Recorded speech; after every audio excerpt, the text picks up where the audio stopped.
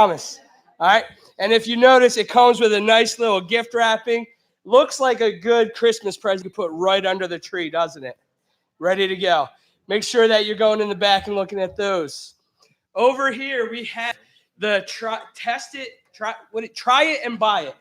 All right, if you've ever gone to the Amish market, try it and buy it. There's samples over there. I checked out some of the samples. I did not check out the coconut, well, because I just don't like coconut.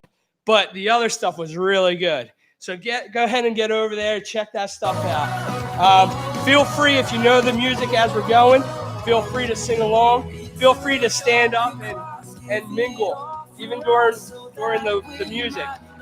Definitely hit up those things. Right now, we're going to take a 5-minute break. And then when we're done, Jeff's going to come with a spoken word. All right, so go ahead and mingle. Take a look at our products.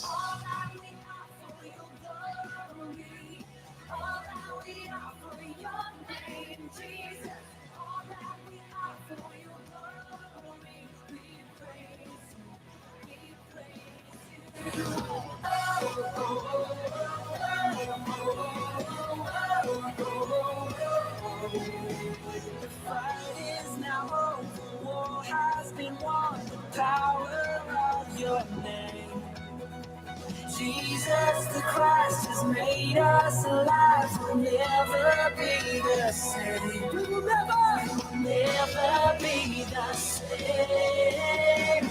All that we are for your glory. All that we are for your name, Jesus. All that we are for your glory. We praise you. We praise you. All that we are for your glory. All that we are for your name, Jesus. All that we are for your glory. We praise you. We praise you. Oh, oh, oh, oh, oh, oh, oh. What a sacrifice.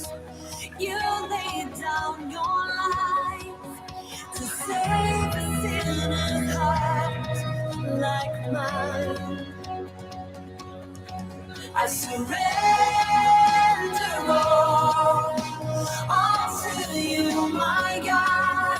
Hallelujah. Hallelujah. Hallelujah to your all that we are for your glory. All that we are for your name, Jesus. All that we are for your glory. We praise you. We praise you. All that we are for your glory. All that we are for your name, Jesus. All that we are for your glory. We praise you. We praise you.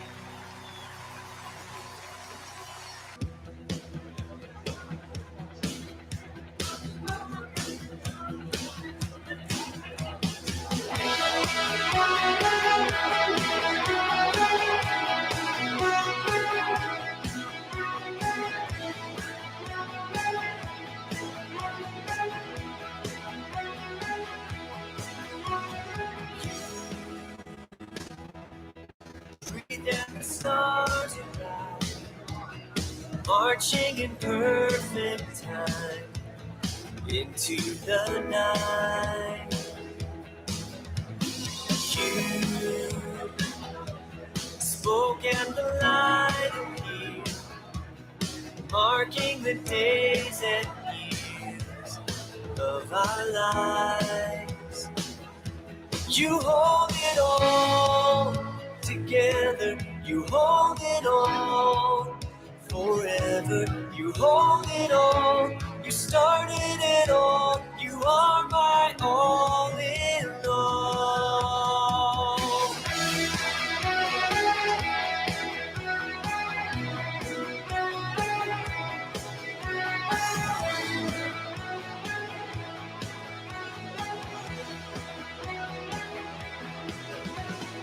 You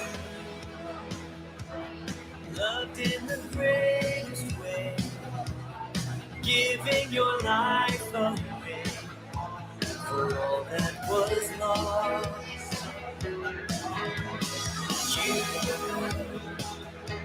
You conquered the enemy.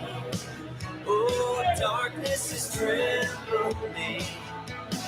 You are alive. You hold it all together. You hold it all. You hold it all. You started it all. You are my all in all. You hold it all together. You hold it all. You hold it all. You started it all.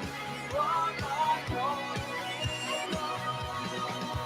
The Lord is my light and my salvation in life. I will not fear. No, I will not fear. The Lord is my light and my salvation. All right. If we could go ahead and make our way back to our seats. If you're paying for something, feel free to continue to pay. We got my brother Jeff coming up for a spoken word. We're excited to see what he has to bring. So let's give Jeff our attention and listen to what God put on his heart. Thanks, brother. How's everyone doing? Everyone good? Better than we deserve. I like that. I like that answer. That was a really good one. Dave Ramsey. All right, awesome. So before I begin, I just want to say that I'm just really, really happy to be up here before you all today. Thankful that Elena thought I was good enough to do this. No, I really do appreciate this. So what I'm going to read for you today is a poem I wrote after I was analyzing a part of my life that I didn't even know existed.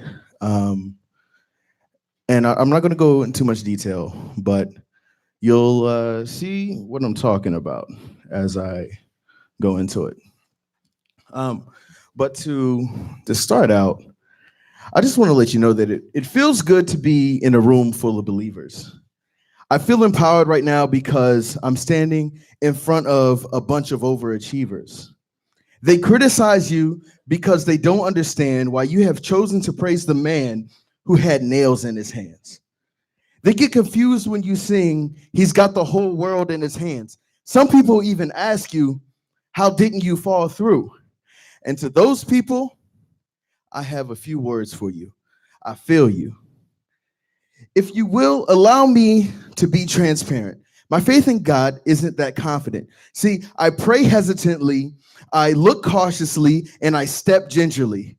I turn the volume up in my voice to make you think I'm speaking boldly. I create a facade of a sure guy, but in reality, I'm asking you if you can hear the uncertainty in my voice.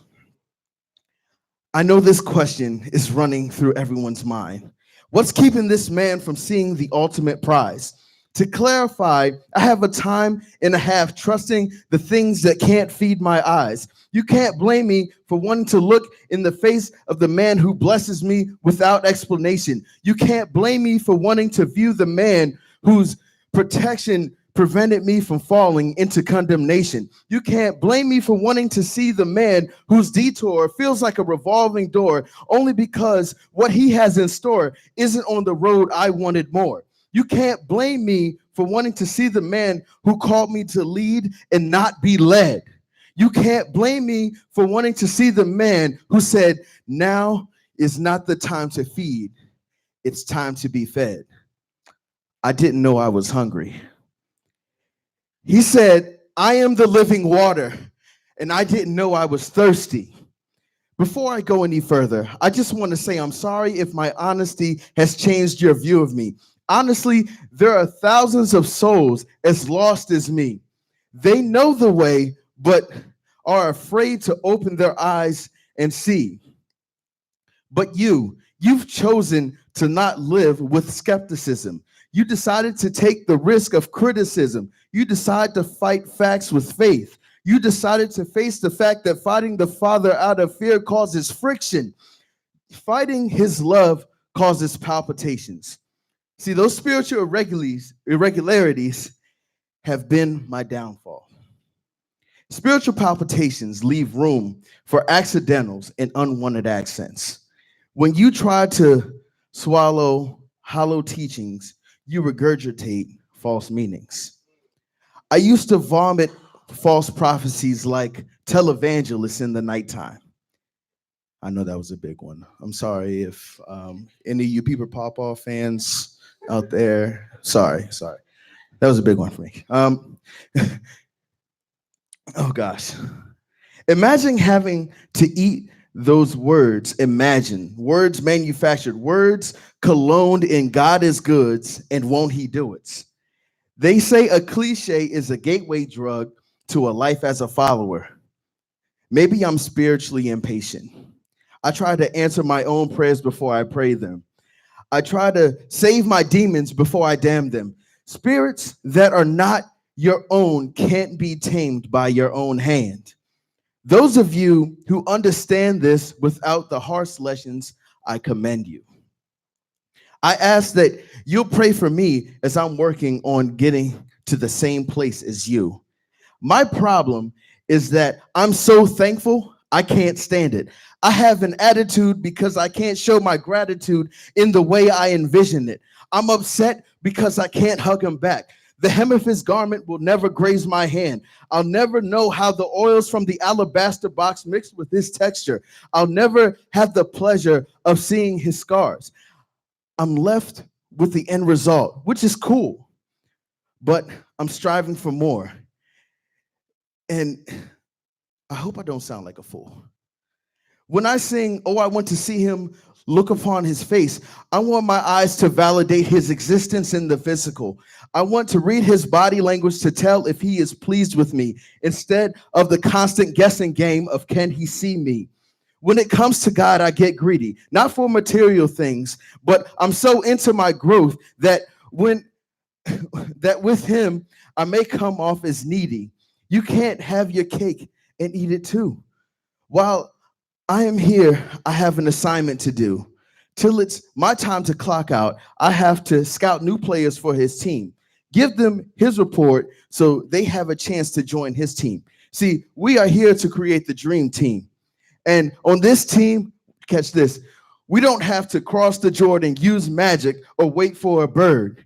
And St. Thomas is welcome too. And if he were here to hear this, I know this would be the best news he ever heard. That's for all you 1993, 1994 basketball fans out there. Oh my gosh. Whew. Till it's my time to see him, I pray I grow patient and wanting to see him. Use all 5 of my senses in keeping my faith in him. I pray that my experience bears a strong witness that his love is so real and should be experienced in its fullness. Thank you.